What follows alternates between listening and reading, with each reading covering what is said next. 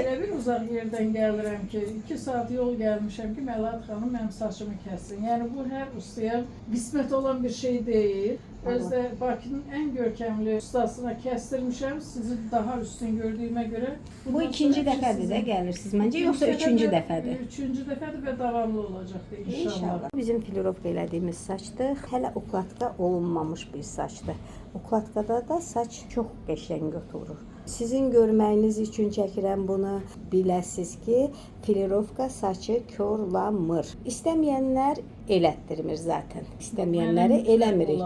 Amma istəyənlər üçün də eləyirik və belə gözəl şəkildə saçlar bir-birinin içinə oturur. Bu da bizim ukladkadan sonraki saçımız. Mən elə düşünürəm ki, ukladkasız daha qəşəng qalır. Ukladka da bir başqa cürdür. Amma ukladkasız da saç özü çox gözəl oturur. Çox sağ olun, əllərinizə sağlık. Siz sağ olun.